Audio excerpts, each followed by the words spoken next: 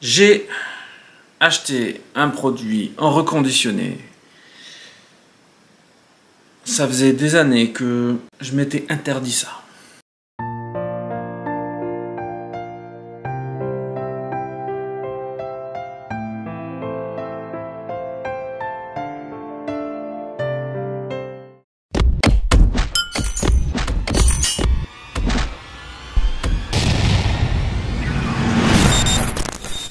Je vais pas te mentir, j'avais un petit peu des appréhensions concernant l'achat d'un produit reconditionné.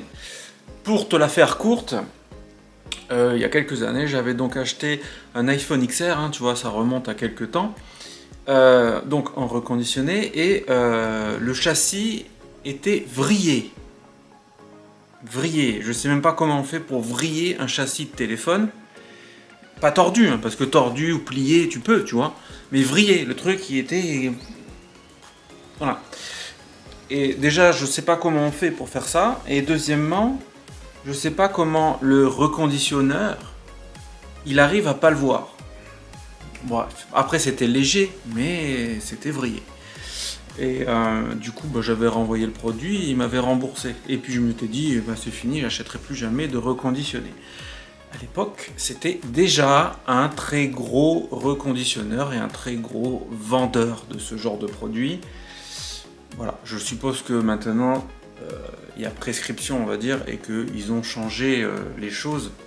Donc, là, aujourd'hui, j'ai reçu donc un produit reconditionné d'une très très grosse entreprise qui fait ça.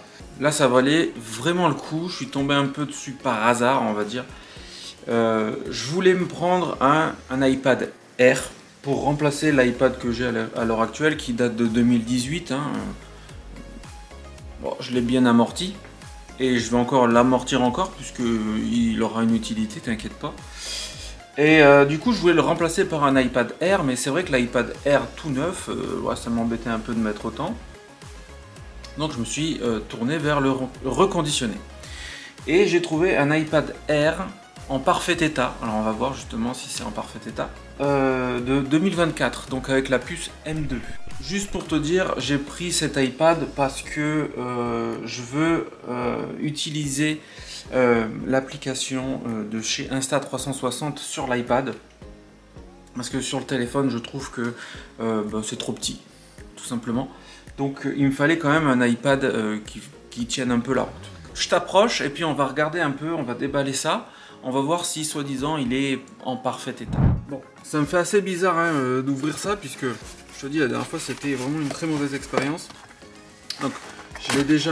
Enfin, j'ai pré-ouvert, on va dire, j'ai enlevé, mais je découvre, hein. Je découvre en même temps. J'espère que ça va pas être une mauvaise surprise. Bon, déjà, tu vois, l'emballage, il est vraiment qualitatif, hein. En tout cas, c'est bien protégé. On a donc un chargeur, putain, j'arrive pas à parler. Voilà, avec un embout USB-C.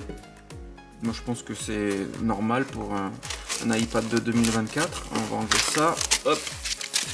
Et ensuite, on a directement l'iPad et on a même derrière, tac, le câble. Bah, ça, c'est cool. Avec de l'USB-C, super. Voilà, et du coup, découvrons un peu cet iPad. Ok, donc moi je l'ai pris bleu. Je suis en train de foutre mes doigts dessus, mes doigts bien sales, voilà, super. Et tu sais quoi, je vais regarder s'il est vrillé, celui-là. Oh, il est bien droit. Donc il est en parfait état. Et oui, effectivement, il n'y a aucune rayure, quoi. C'est moi hein, qui ai mis mes voilà, qui ai mis mes empreintes de partout déjà. Mais ouais, il a l'air vraiment, de ce que je vois là, en parfait état, effectivement. Je vais l'allumer de mon côté, le mettre, le configurer, hein, tout simplement. Et puis après, on se reprend. Bon, ben, tout fonctionne très très bien. Bon, j'ai foutu des traces de doigts de partout, bien sûr. Hein. C'est un super appareil. J'ai pu mettre mes applications pour gérer mon Insta360 X4, l'application Photoshop. Pour le moment, j'ai pas encore utilisé. Hein. mais je pense qu'avec la puce M2 ça devrait marcher à merveille.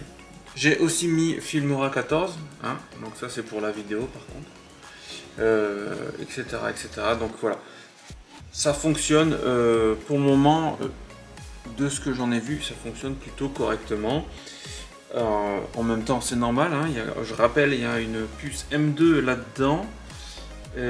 Voilà, et pour comparer, pour finir, voilà, ça c'est mon ancien iPad, voilà, donc l'écran, enfin moi c'est un petit bond en avant en termes de dimension, hein, comme on peut voir là, hein, je suis sur un écran plus grand du coup, pour à peu près la même taille de tablette, quoi.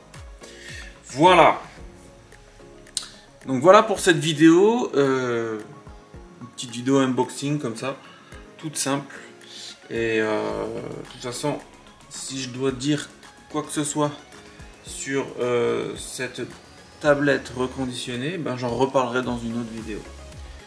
Tchuss!